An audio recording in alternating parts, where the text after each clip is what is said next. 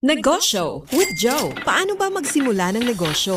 What are the do's and don'ts? How do you grow your money? Get a real-life guide from authorities in the industry. Tune in to Negosyo with Joe. Negosyo with Joe. Fridays 4 to 5 p.m. Only here on Capital 104.3. Negosyo with Joe. You're tuned in to Capital 104.3 Negosyo with Joe. Magandang hapon, magandang araw, magandang tanghali sa inyo lahat, guys. Whether you are listening in the Philippines or you guys are watching and listening abroad in Asia, in the Western Hemisphere, thank you so much for tuning in.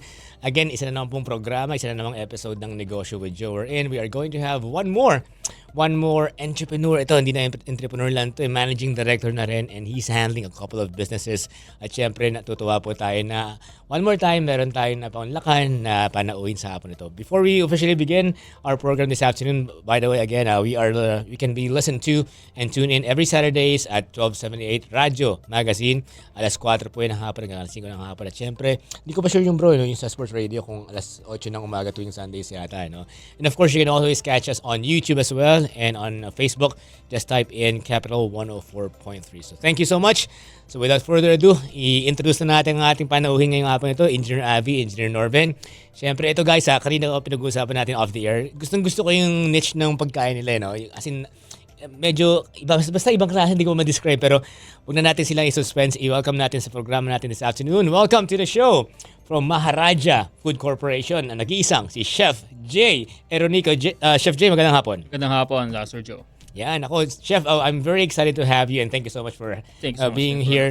At kanina nga po pinag-uusapan namin, bro, paano ka naging chef and everything? So before we go on with the business, Chef Jay, konting backgrounder lang muna. Can you give us, can you tell us who you are? I mean, where you came from, ano yung pinag-daanan mo, pinag-aralan mo, sorry, and so on. Go ahead. Yeah, so I'm Jay. I'm a professional chef. I studied BS HRM and then graduated with the sa hospitality industry. And then I started cooking sa mga hotels before I worked on a cruise ship. So sa cruise ship medyo nag-diversify yung cuisines na nalaman ko, natutunan ko. And eventually nagamit ko siya dito sa business. So again, nangyari yung pandemic, no? I'm a cruise line chef. So una kaming tinamaan. But it's a blessing in disguise, I think. So, during 2020, nabuo yung company ko, which is Dingras Empanada. So, Dingras Empanada is our world's best flavor. So, we're featuring international flavors sa empanada. So, yeah, 6 years ago, hanggang ngayon, I'm still managing this company. And then, we're venturing into restaurant na. So, I think na-position pa rin talaga ako sa pagkukusina. Hindi lang sa food kiosk, but sa restaurant pa rin. So bro, may tanong ko lang, no? Sa mga nakikinig sa atin, medyo mas nakakabata sa atin. Okay. Did you always want to be Chef Jay? Or nung bata ka, doktor ako or engineer? Hindi. Actually, nung bata ako, nakikialam lang ako sa nanay ko eh. Talagang tagahalo ako ni nanay. Tapos, aralin ko yung bawat dish. Pero marami akong plan as I grow up. Gusto ko maging animator, music, talagang sa music, something na ganyan. Pero eventually, napunta ako sa ganitong industry dahil parang enrollment na. So yung kuya ko is HRM. Sabi ko, sige, mag-HRM na rin ako.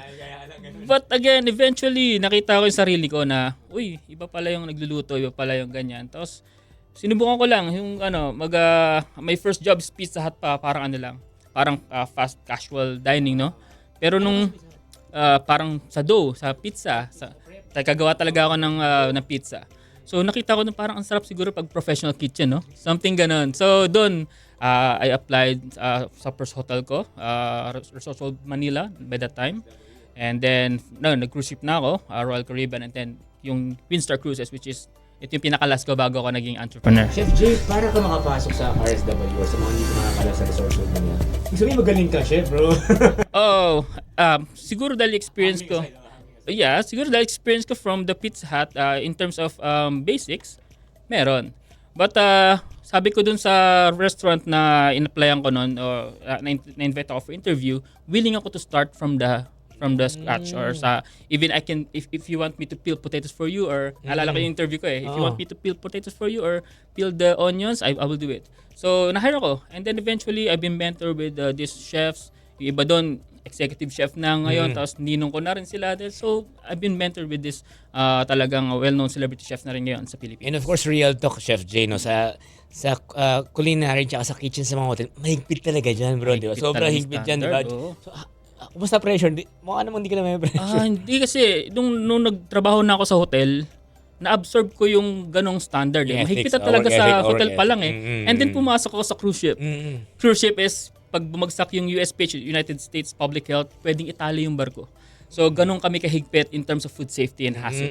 So, even on my own company, bit-bit ko yung ganung standard. So, I think embedded na yun as a chef, as a cook, Nice. na talagang yung food safety is the top priority talaga palagi. Oo, number 1 talaga yun sa pagkain, bro. Mahirap talaga. And sa mga mag-age reveal na ako ng konti, guys. Si Chef Jay is batang 90s to. 89 to. So, medyo kaidaran natin konti. Kasi yung panahon nga natin, di ba, bro?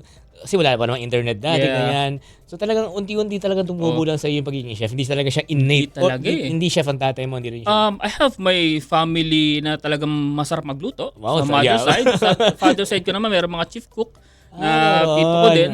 Pag pistahan, sila yung hinihiram.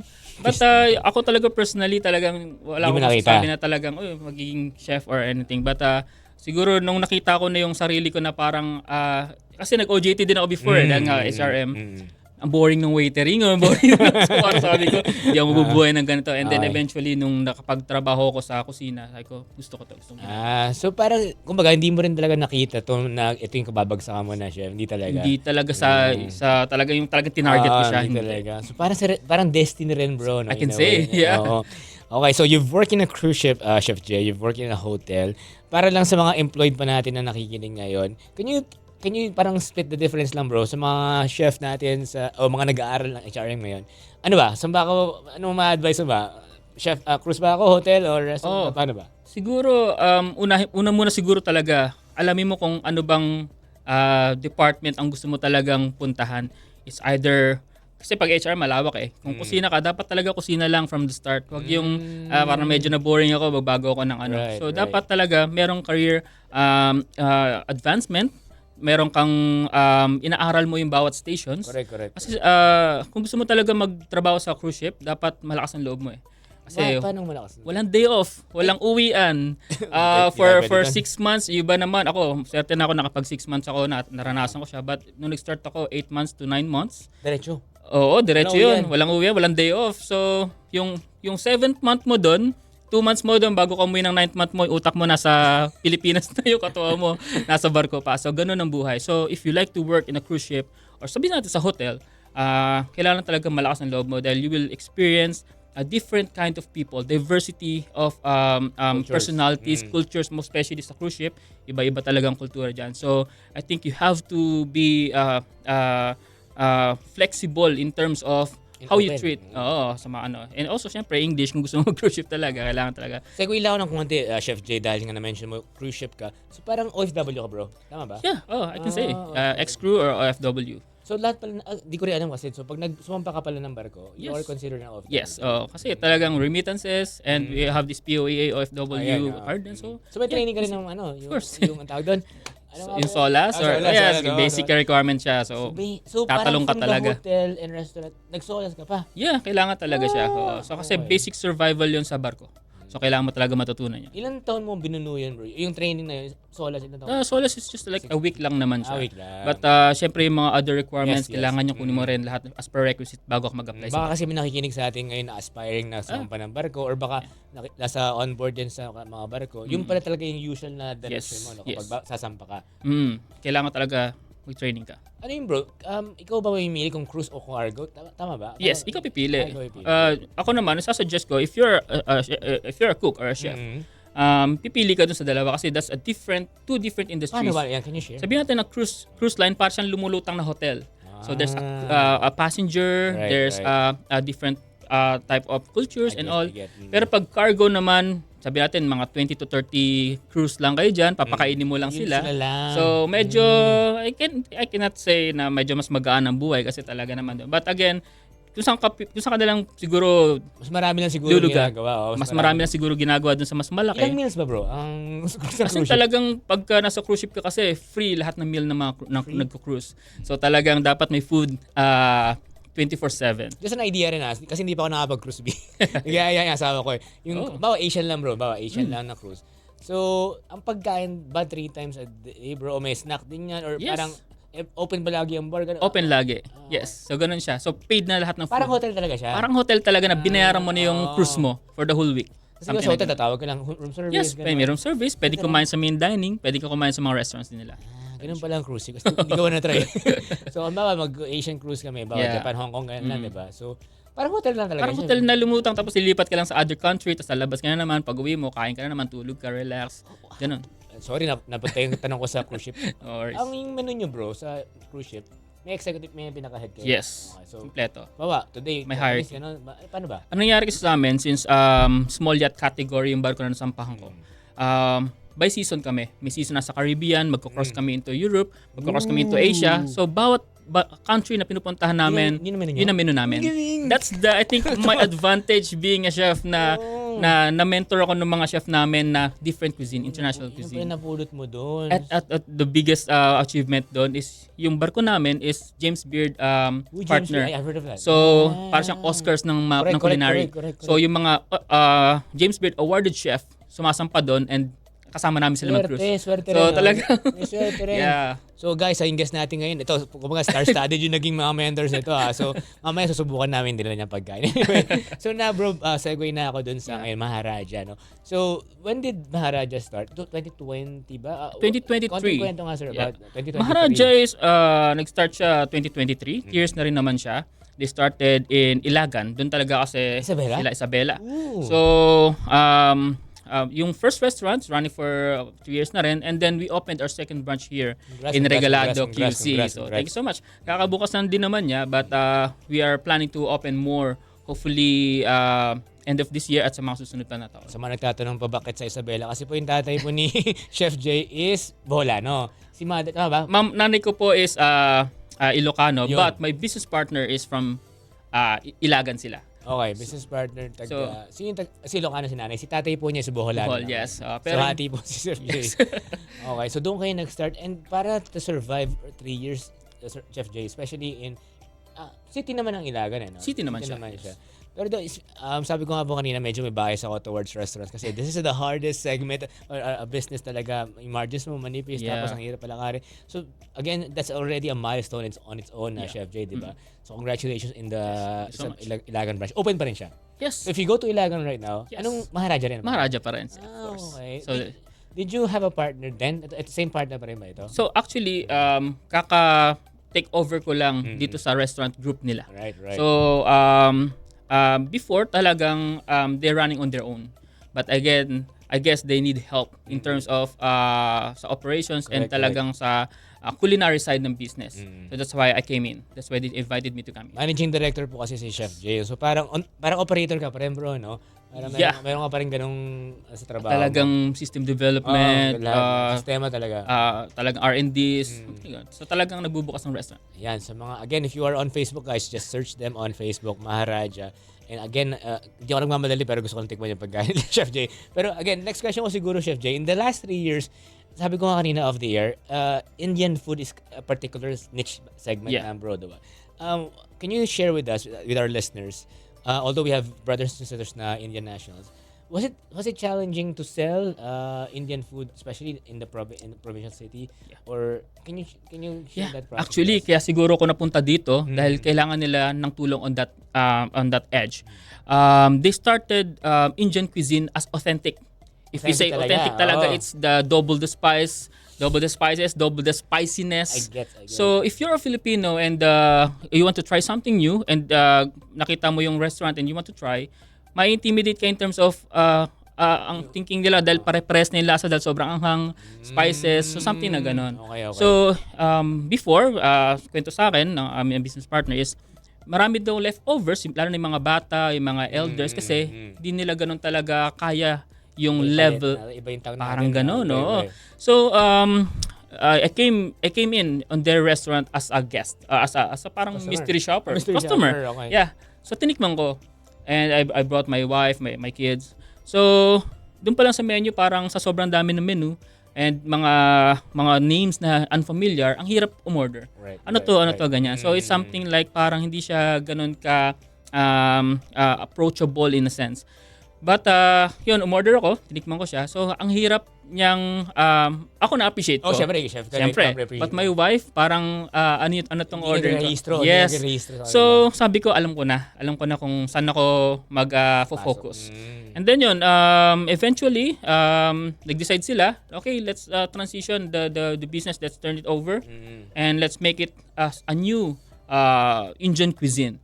So with this type of menu, I elevated it. I infused Filipino. hindi lang Filipino, French methods and Good talaga.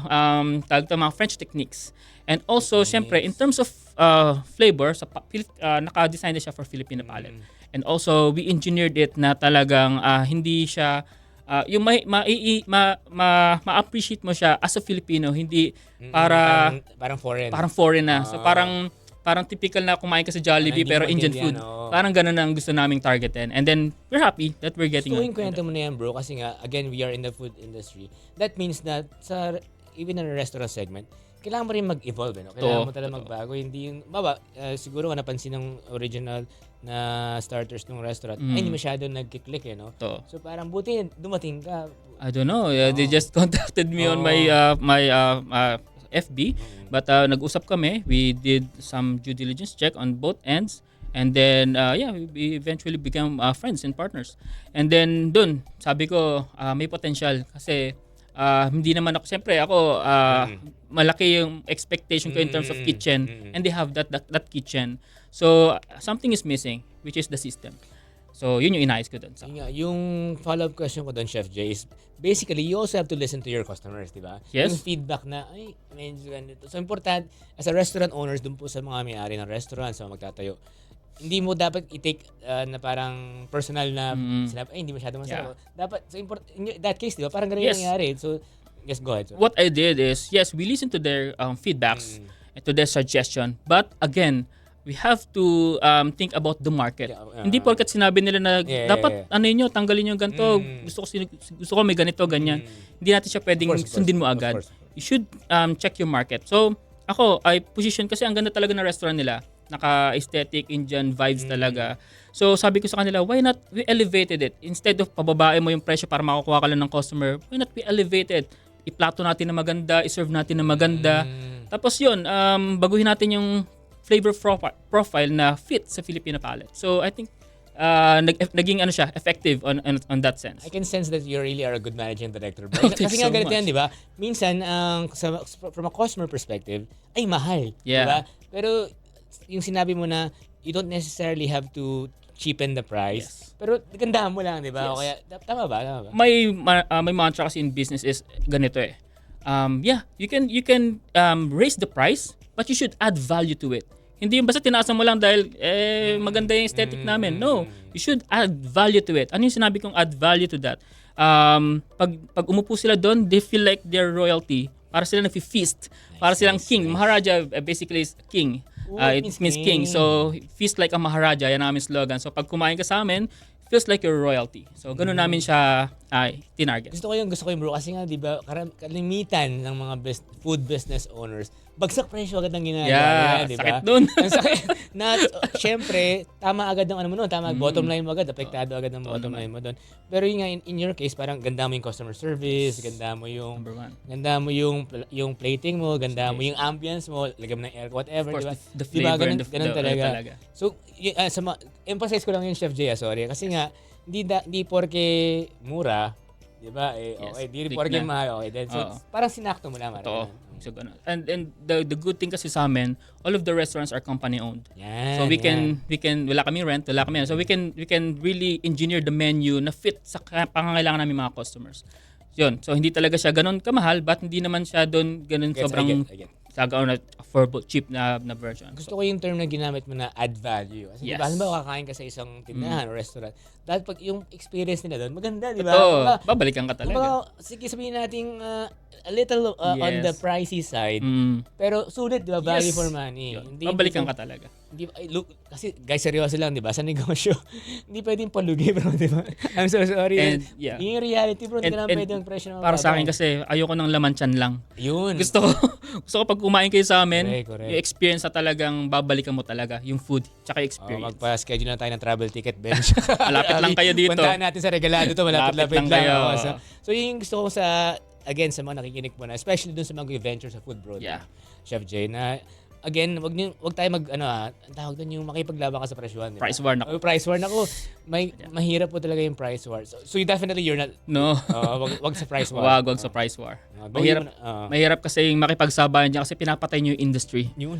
'Di ba? Yun ang pinaka-ayoko sa price war. Namamatay yung industry dahil pababaan kayo. So, kung gusto mo man sumabay dun sa industry na yun, lupitan mo na. Galingan mo na.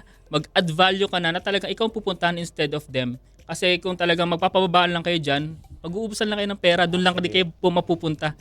Ay, nako, Sarado guys, lang. Nakikita niyo yung itsura ko. Agree ako kay Chef Jay kasi may tindahan din ako, Chef Jay. Yeah. And I know na kapag lugi talaga, bro, pag talaga. price war lang, yung tipong gagawin mong 100 to 80. Mas ganun yung maganda naman yung maganda na yung pagkain mo, Yes. di ba? So anyway, before I get carried away, guys, siguro may one or two questions tayo, Chef Jay, before we have our first break. Sabi mo kanina, bro, na again, Maharaja is king. So now you have a branch in Ilagan, Isabela, and you have one in Regalado. Yes. Is it the same as in typical, as in ano siya, identical siya as the one Yes. in Isabela? Identical sa menu. Mas malaki lang talaga yung sa Isabela.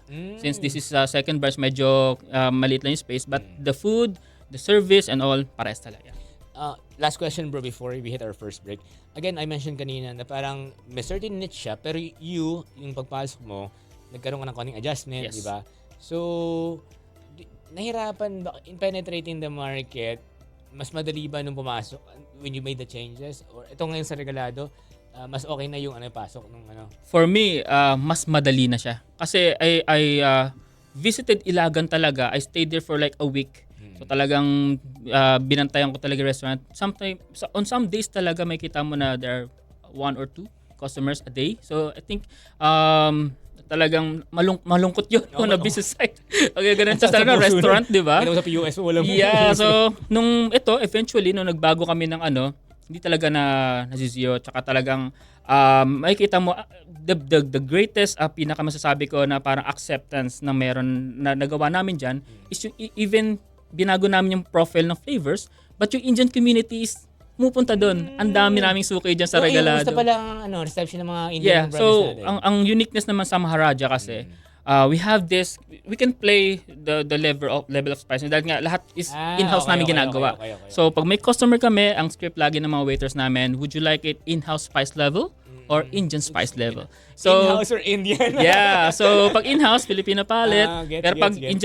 Indian ng customer namin Matic. Nice. Authentic talaga. So parang may scripting ka na sa mga Yes, frontliner. kailangan talaga 'yon. Siyempre, ano na yun sa kitchen, matic na yun. Pag sinabing Yes. Indian, alam na Alam na yung nila. level. Okay. Nagutom ako, guys. Sorry. Di pa tayo makain ng tanghalian. But anyway, of course, we are now in the first half. Patapos na tayo ng first half ng ating episode for this afternoon. Season 2 tayo, guys. No? Episode 3, tama, no, Avi? And we have our guest this afternoon, Chef Jay Eronico from Majaraja. So again, sa kwento pa lang po ni Chef Jay, talagang gusto na namin banatan yung kanyang dala mga pagkain. But in the meantime, Chef Jay, magpapatugtog muna tayo ng mga music na kinalakihan namin ni Yes. Chef Jay. This one is coming from a boy band back in 1998, Chef Jay. Alam mo to? Naman. We have 98 Degrees, The Invisible Man. You're still tuned in to Capital 104.3 Negosyo with Joe. Magbabalik po kami. Huwag kayong alis.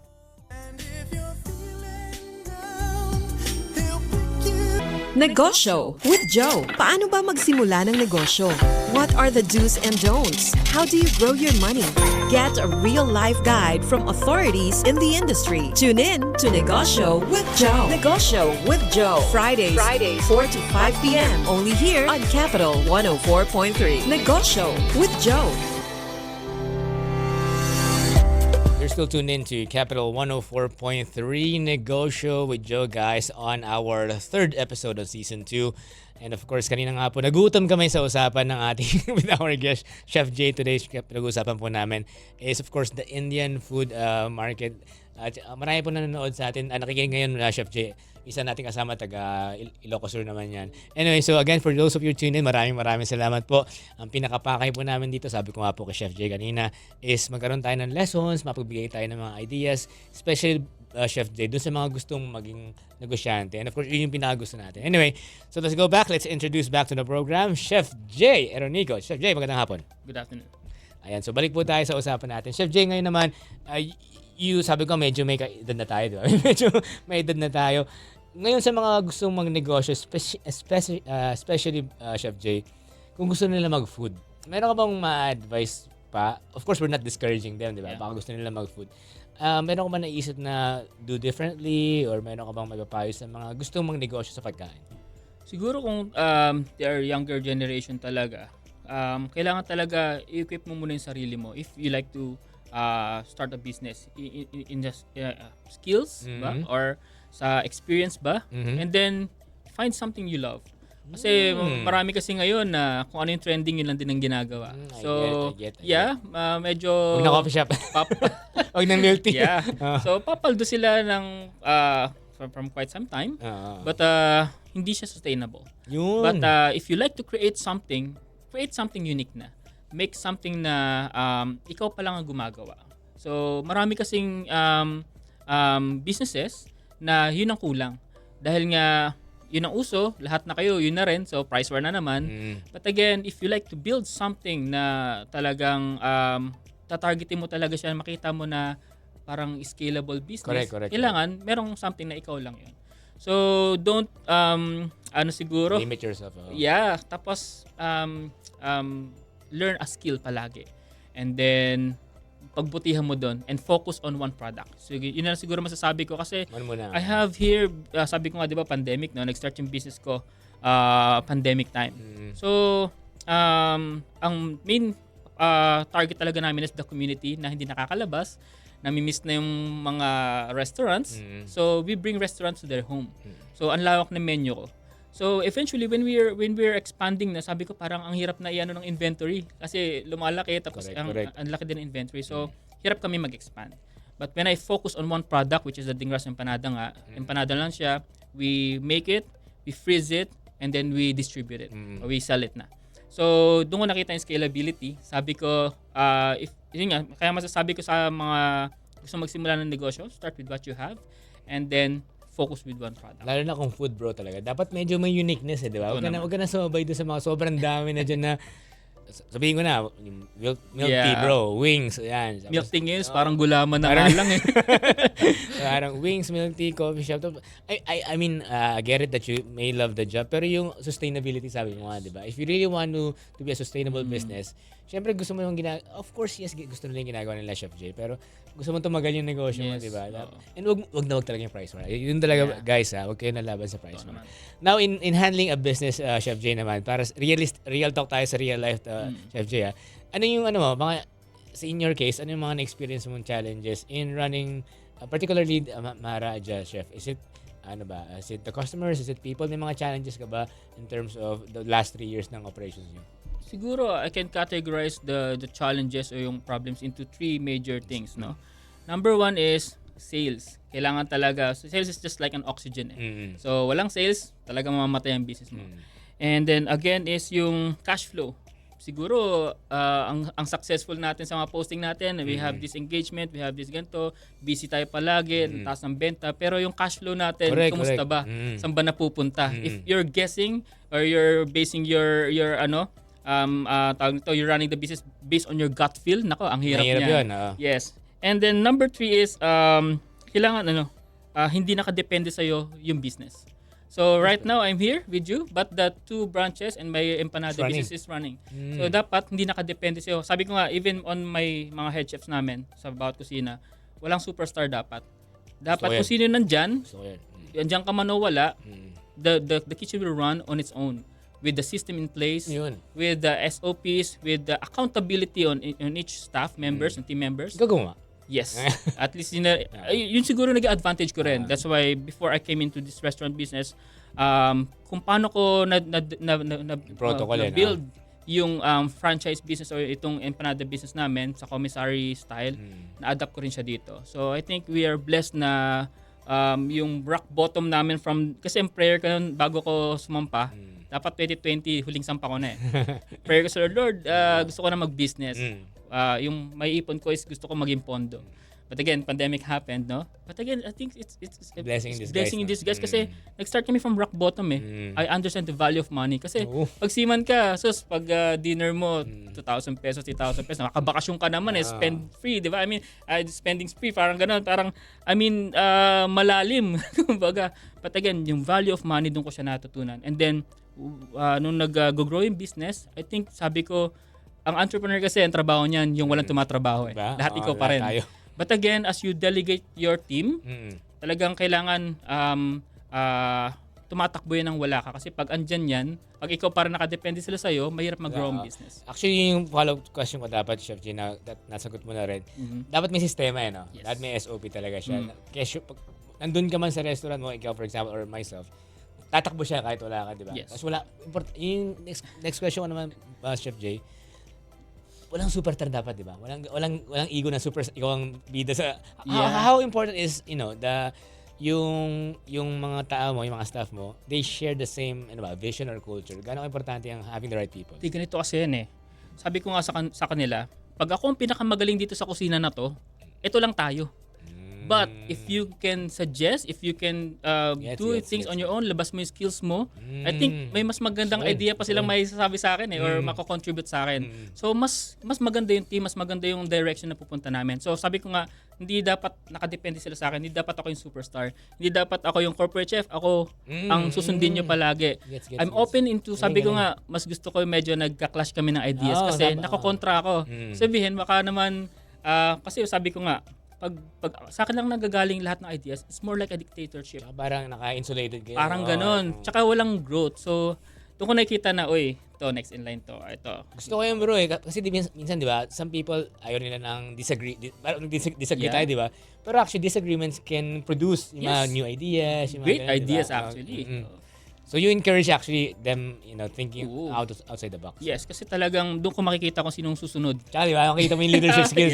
Actually, ako kasi, my style of leadership is servant leadership. I want them to mirror me. So kung paano ko pinapakita yan, ako sisihin nila kung may something na mali doon sa ginagawa ko. So wala silang ibig sabihin. Pero kung may ginagawa sila na hindi ko ginagawa, doon ko sila pwedeng i-correct. That's not part of our culture na binibuild dito, or that's not part of my yung company natin hindi ganyan yung values. So nako-correct ko sila. Kasi ako mismo pinapakita ko sa kanila na hindi dapat ganun tayo mag-treat sa ating mga kasama. Emphasize ko lang yun, Chef Jay, no? So mga nakikinig po sa atin tsaka nanonood. Yung leadership by example, di ba? Yes. It's a very, ngayon, iba yung boss sa leader, di ba? Yeah, di ba? totoo naman. Bossy ka, tapos utos ka na utos, di ba? Pero ikaw, you lead, show them the way, and you also walk what you talk. Of course. Ay, kasi minsan, di ba, ibang business owners, utos lang. Kasi yun yung sinasabi ko, they have this sense of parang entitlement na ako kasi yung owner. Ako kasi dapat yung susunod. Pero hindi Kasi if you want to grow your business, you have to trust your team members. You have to trust your leaders. And you have to mold them. You have to teach them. You have to coach them. You have to mentor them. So that's what we do. And nakita ko talaga na it's effective. Kasi mas less na yung stress naming partners. So, they're running on their own na. Lumalabas po yung pagkatito ni Chef Jay dito. Again, na-mention ko yung edad namin kanina, medyo quarantine na po kami ni Chef Jay. Almost there. Pero yun nga, tama naman yung idea, bro, diba? Again, syempre may kindness ka sa mga staff mo, tapos leadership by example. Tapos syempre, you also correct them and help them accountable pag meron sila mali. Sabi ko nga sa kanila, empathy, kasama sa leadership yung empathy. But again, empathy without accountability is more like you're tolerating a poor performance. So kailangan talaga, you have this, you empathize with them, but again, you have to let them know yung accountability side nung ginagawa nilang actions. Galing. Pwede ka naman talaga magtayo ng company, bro. Kasi seryoso, I mean, tayo, hindi naman tayo ganun kalaki ang negosyante, di ba? But yung mindset mo sa running a business is really how you should do it with people, di ba? Kasi again, I'm sure you treasure people, di ba? It's gonna run kahit wala ka doon, di ba? At syempre, pag may mali, amin na lang, di ba? Yes. Kasi may iba magkapalusot pa. So sa negosyo dapat I mean kasi meron talaga ding hindi naman lahat talaga is good employee. Meron talagang somebody na kailangan mo talaga ding tutukan. But again, wala ko dun sa parang hindi ko siya tinotolerate in a sense na ikikip ko pa sila. Correct. So talagang meron akong something na parang edge lang na hanggang dito lang. Pag medyo nakikita ko na nakaka-affect na siya sa moral ng team ko at nakaka-affect na siya sa operations ko, I have to let him go. Of course, sabi ko nga, chef, may tindaan din tayo maliit. Sabi ko nga, pwede namang umalis. Kung di ka naman masaya, di ba? Pwede mo na sabihin. You don't have to force yourself. Baka masira yung, pag sinamahan mo nga ng bulok na. Yan na nga. Sorry, that's the Tagalog metaphor, di ba? Pag sinamahan mo ng bulok na itlog ba? Kamatis. Bulok na rin. Bulok na rin. So, sabi ko, you don't have to force yourself here. Or huwag kayong papahawa. Especially yung mga matagal na, di ba? So, dapat maging leadership by example din yung mga tao natin. Totoo naman. Ay, naku, ang sarap na usapan natin, bro. Talagang usapang quarantine na to. Anyway, guys, we're almost out of time on our third episode of season 2. Siguro dalawang tanong na lang, Chef Jay. I saw in your portfolio, in your profile, na napakadami mong ginagawa. May restaurant ka, managing director. On a slightly personal note, Chef Jay, you have 2 kids, you're married. How do you still find yung personal time naman, bro? How do you unwind? Paano ka, pag stress ka na, anong ginagawa mo? Para naman yung mga mag-negosyo dyan, alam nyo na gagawin.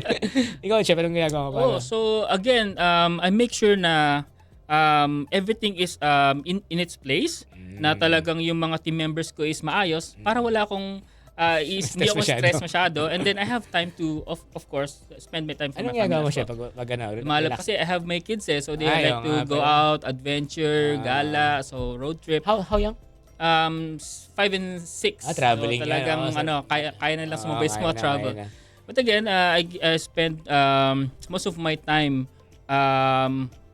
developing more ideas, concepts, something na ganyan na hindi porket spare time ko more ano lang. Pero I mean, pag sa quiet moments ko, doon ako mismo nakakapag-isip lalo So bilang, nanay, may asawa ko, nanay, may naisip akong ganito, susulat namin. So that's a good parang idea, sige, natin. And then doon kami nakaka-create pa actually, kaya maganda rin na meron tayong unwind moments as an entrepreneur. Natatawa ako, Chef Jay, kasi nga, yun talaga yung entrepreneur, di ba? Kahit yung quiet time mo, nakakaisip. Diba? Kahit yung relaxed day mo na, pero actually, ang entrepreneur, guys, again sa mga nakikinig, although, again, we're encouraging you guys to be entrepreneurs, 24/7 ang pagiging entrepreneur. Hindi siya parang wala kang downtime, di ba? Nararanasan mo ba yung 3am na nagigising ka 3am? Ganun ako palagi.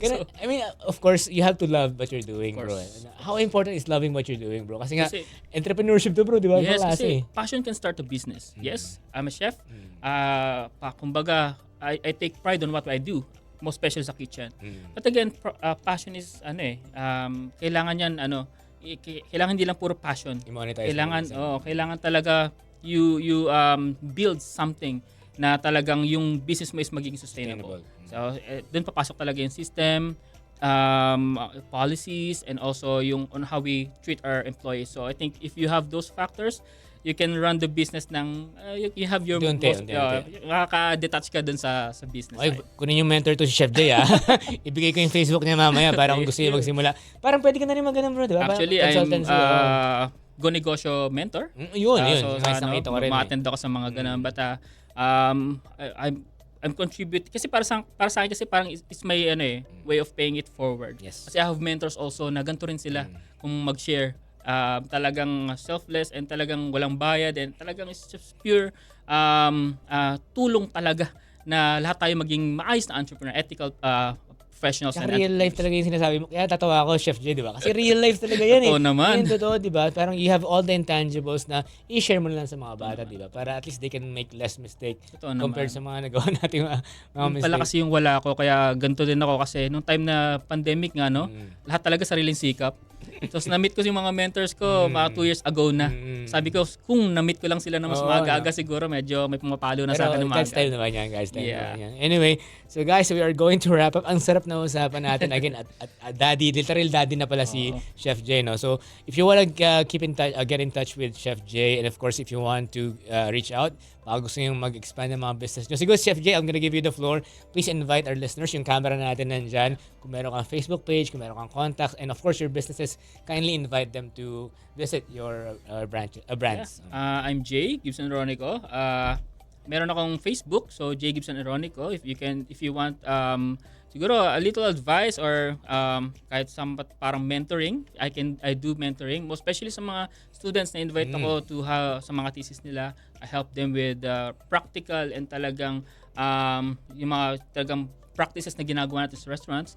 And if you like to visit our restaurants, we have here in Regalado, 38 Regalado, somewhat going I think SM Fairview, malapit kami doon. And sa Ilagan naman. So we have two concepts and we have more upcoming hopefully this year. And if you like something like consultation or whatsoever, free naman ako. I make time to answer those messages. So it's part of my advocacy na to pay it forward. So yeah, that's my social media. Lakas makatito tsaka lakas makadaddy ni Chef Jay. So palakpakan mo natin Chef Jay. Ito yung aking sheer background music. Ayan. So again, thank you so much Chef Jay. Again, thank you bro. Thank you so much. And again, puntahan po natin yung kanyang restaurant. Ako, I'm very excited. May dala po si Chef Jay. Yeah. Babanatan na namin to after the program. So in the meantime, Chef Jay, iwanan ko lang tong music na tong ating next song. Ayan. So this one is coming from 1992 yata or 1995 rather. This is I Can Love You Like That from All For One. Tune in to Capital 104.3 Negosyo with Joe. Again with Chef Jay Eronico. We'll see you guys next week. Thank you so much. Have a great day. Ingat po. God bless. They read you Cinderella. Negosyo with Joe on Capital 104.3.